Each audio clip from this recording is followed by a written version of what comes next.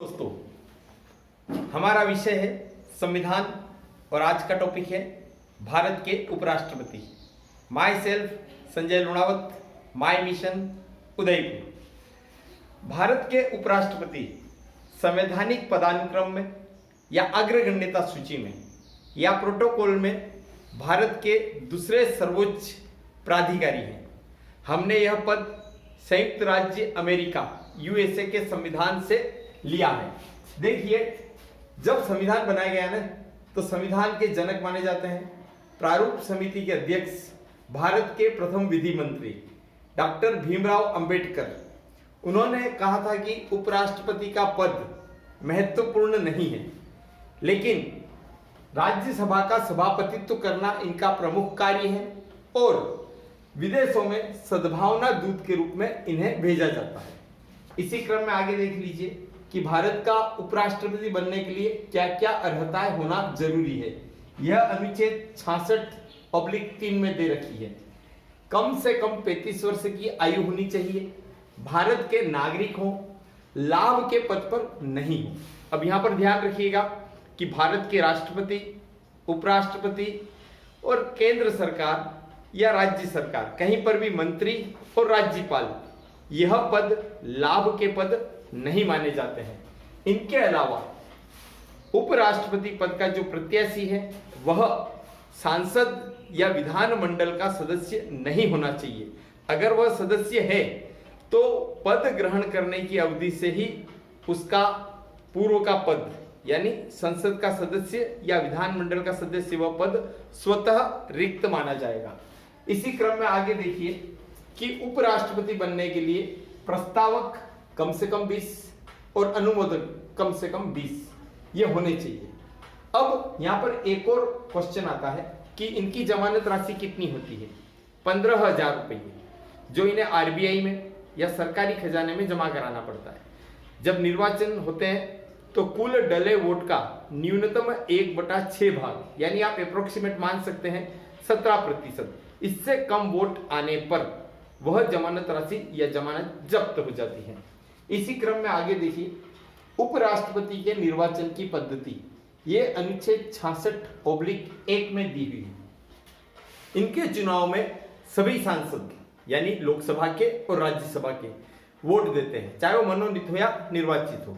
अब राज्यसभा में वर्तमान में 245 सांसद हैं और लोकसभा में 545, अब कुल हो गए 790 ये सांसद वोट देते हैं। अब इनकी पद्धति कैसी होती है?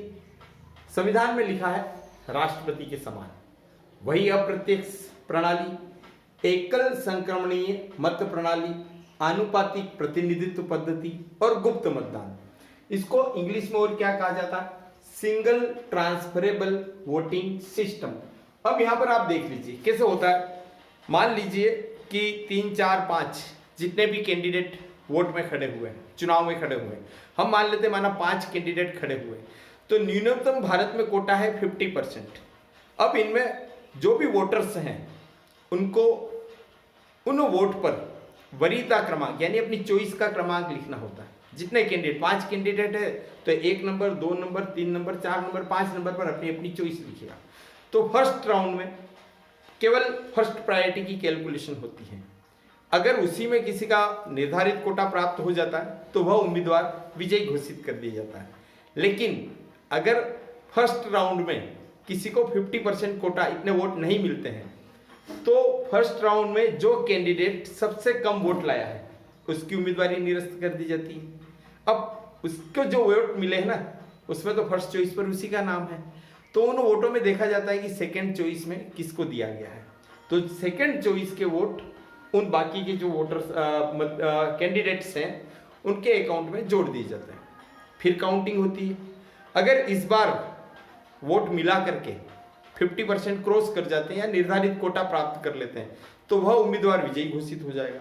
मान लीजिए दूसरे राउंड में भी किसी को निर्धारित कोटा प्राप्त नहीं हुआ तो इस दूसरे राउंड की गणना के बाद फिर सबसे कम वोट लाया है उस कैंडिडेट का उम्मीदवारी फिर निरस्त कर देंगे और उसके वोट में उसको जितने भी वोट मिले हैं उसमें जो थर्ड चॉइस है वो देखी जाएगी और जिन जिन को थर्ड चॉइस में वोट है वो उनके अकाउंट में जोड़ दी जाएंगे और इस तरह से निर्धारित गणना होगी। अगर सारे राउंड होने के बाद भी किसी को पूर्ण बहुमत नहीं मिले तो ऐसे में सर्वाधिक मत वाले को उस उम्मीदवार को विजयी घोषित कर दिया जाएगा। याद रखिए, राष्ट्रपति के चुनाव में यही प्रणाली अपनाई जाती है। अब देखिए यहाँ पर शपथ, उपराष्ट्रपति को शपथ राष्ट्रपति जी या उनके द्वारा नियुक्त कोई व्यक्ति दिलाता है। ये जो उपराष्ट्रपति जी हैं वो शपथ लेते हैं संविधान के प्रति सच्ची श्रद्धा और निष्ठा रखने की, साथ ही अपने पद और कर्तव्यों के निर्वहन की। इनकी पदावधि दे रखी है आर्टिकल 67 में, पद ग्रहण करने की अवधि से 5 वर्ष तक। लेकिन ध्यान रखिए, इनका कार्यकाल पूरा होने के 60 दिन के दौरान नए उपराष्ट्रपति का चुनाव करा लिया जाना चाहिए। लेकिन किसी कारणवश नए उपराष्ट्रपति का चुनाव नहीं हो तो पुराने उपराष्ट्रपति अपने उत्तराधिकारी की नियुक्ति तक उस पद को संभालते रहेंगे। यहीं पर देखिए कि उपराष्ट्रपति का पद कब कब रिक्त होता है। एक तो उनके 5 वर्ष का कार्यकाल पूरा हो जाए या फिर वो त्यागपत्र देवे। यहाँ पर कंपटीशन एग्जाम्स में क्वेश्चन पूछा जाता है कि भैया उपराष्ट्रपति जी अपना त्यागपत्र किसको देंगे? राष्ट्रपति जी को देंगे। फिर देख लीजिए, उपराष्ट्रपति को बर्खास्त भी किया जा सकता है। लेकिन संविधान में उपराष्ट्रपति के लिए महाअभियोग शब्दावली का प्रयोग कहीं नहीं किया गया। अब राष्ट्रपति को पद से कैसे उपराष्ट्रपति को पद से कैसे हटाया जाए? तो उसके लिए जो प्रस्ताव है, संकल्प है, वो सिर्फ राज्यसभा में ही लाया जाएगा। राज्यसभा के विशेष बहुमत मतलब कुल सदस्यों का बहुमत और वोट देने वालों का 2/3। इनमें जो भी ज्यादा होगा उतने वोट अगर उस संकल्प के पक्ष में यानी उपराष्ट्रपति जी को हटाने के पक्ष में डलते हैं तो फिर वह प्रस्ताव जाएगा लोकसभा में। लोकसभा में साधारण बहुमत से स्वीकृति मिलने पर उपराष्ट्रपति को राष्ट्रपति जी उनके पद से हटा दीजिए। अब यहां पर एक बात और उठती है कि और क्या तरीका है, मतलब इसमें उपराष्ट्रपति को 14 दिन पूर्व नोटिस दिया जाना जरूरी, जो पद से हटाने वाली प्रक्रिया है। आगे आता है कि भाई पदभार के दौरान या अपनी पदावधि के दौरान उपराष्ट्रपति जी की मृत्यु हो जाती है तो भी वो पद फिर रिक्त है। एक और है कि आप जानते हैं, आगे हम पढ़ेंगे, आर्टिकल 71 के तहत उपराष्ट्रपति और राष्ट्रपति इनके निर्वाचन संबंधी जो याचिका है, जो विवाद है, वो केवल सुप्रीम कोर्ट में ही ले जाए जा सकते हैं और उनमें इस केस को करने का जो अधिकार है वो सिर्फ प्रत्याशी को ही है, हर कोई इस केस को नहीं कर पाएगा। अब यहाँ पर एक बात और देखिए कि मान लीजिए सुप्रीम कोर्ट ने उपराष्ट्रपति का निर्वाचन अवैध घोषित कर दिया तो उनके द्वारा किए गए कार्यों की हैसियत क्या रहेगी? वह कार्य वैध माने जाएंगे यानी वैलिड रहेंगे। अब बीच में ही पद हो गया रिक्त। अब नए उपराष्ट्रपति का चुनाव होगा तो वह पूरे 5 वर्ष तक अपना कार्यकाल संभालेंगे। यस, अब हम देखेंगे उपराष्ट्रपति जी की शक्तियां एवं कार्य। आर्टिकल 64 इसके तहत यह राज्यसभा के पदेन सभापति होते हैं, अर्थात जो भी भारत का उपराष्ट्रपति होगा वह राज्यसभा का सभापति होगा। यद्यपि ये सभापति जरूर हैं लेकिन उस सदन यानी राज्यसभा के सदस्य नहीं होते।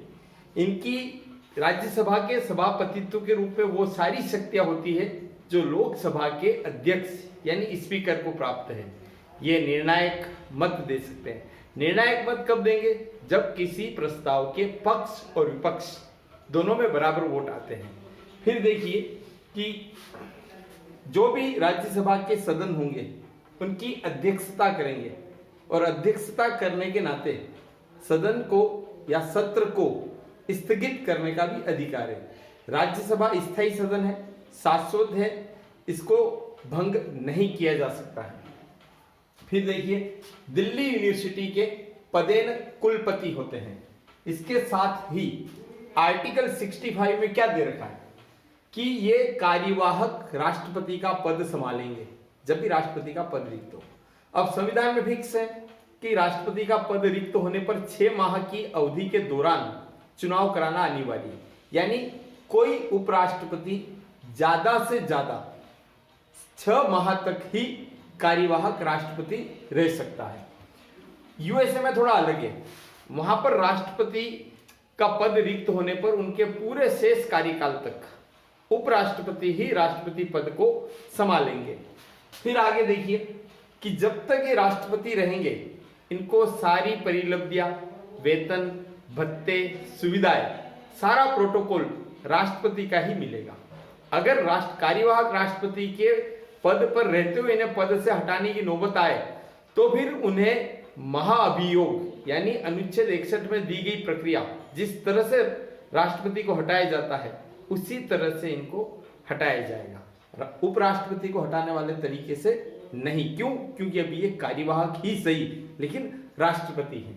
फिर आगे देखिए कि परिलब्धियां, यहां पर परिलब्धियों में जाने से पहले मैं बता दूं कि जब तक उपराष्ट्रपति राष्ट्रपति के कार्यवाहक पद पर रहते हैं तब तक ये राज्यसभा के सदनों का सभापतित्व नहीं करेंगे और उपसभापति उस पद को संभालेंगे।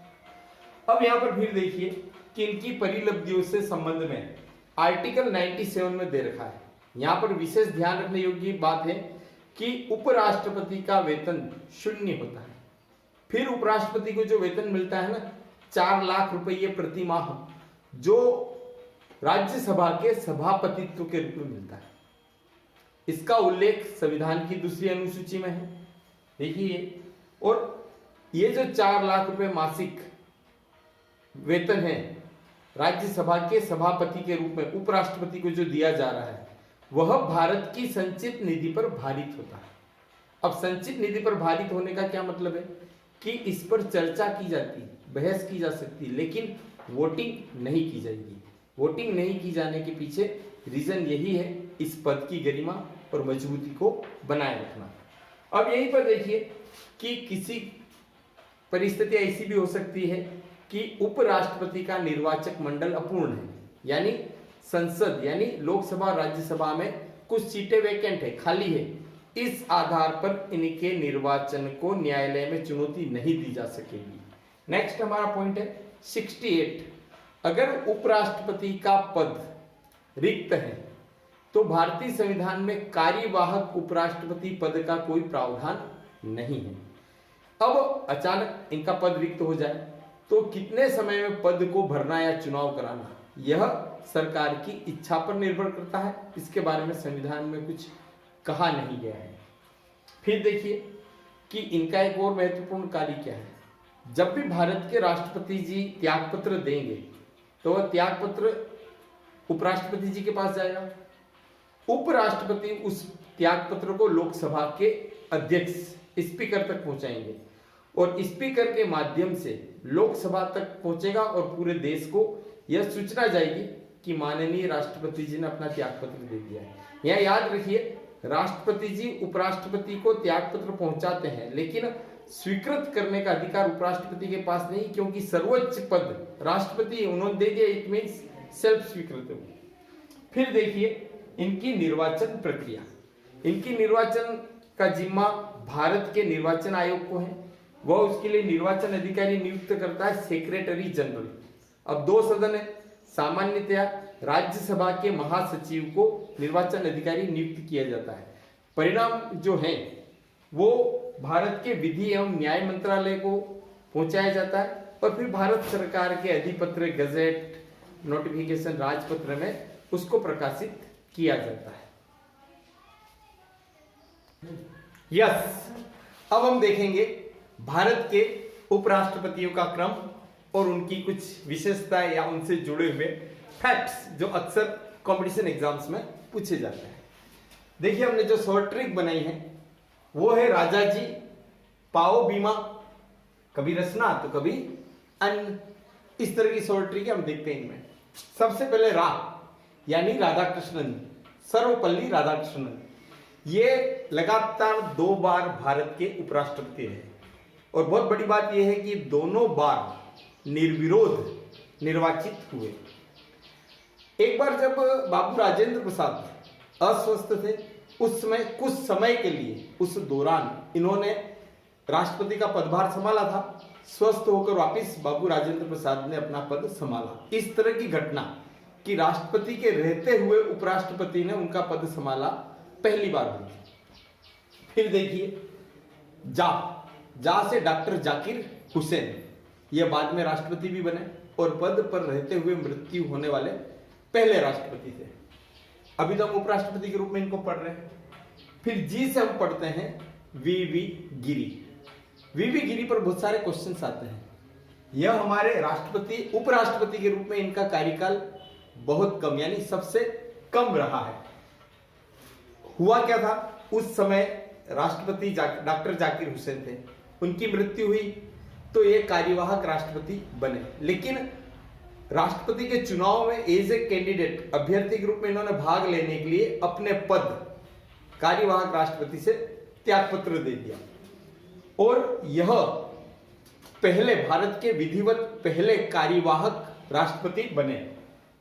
बता ही दिया है कि किन परिस्थितियों में बने थे।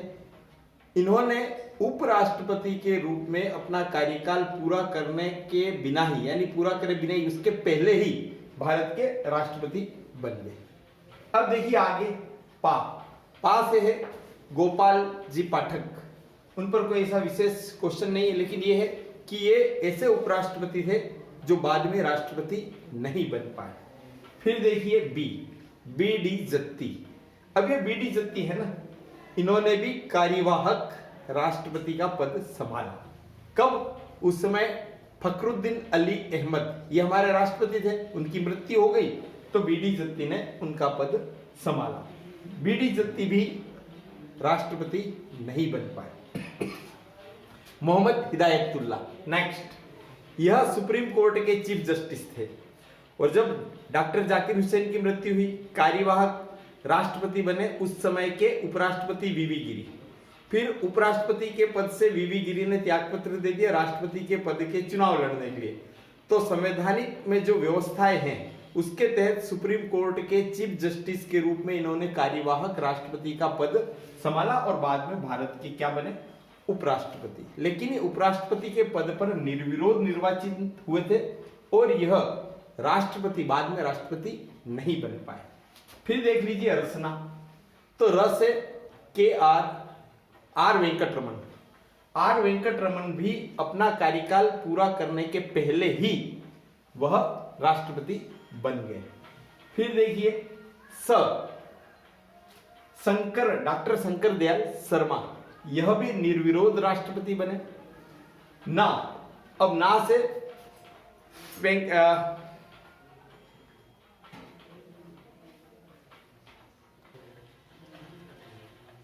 यहां पर ना से के आर नारायण, ये भी हमारे उपराष्ट्रपति थे। फिर आता है कभी, क से कृष्णकांत, ये भारत के पहले ऐसे उपराष्ट्रपति थे जिनकी कार्यकाल पूरा करने के पहले, मतलब पद पर रहते हुए ही इनकी मृत्यु हो गई।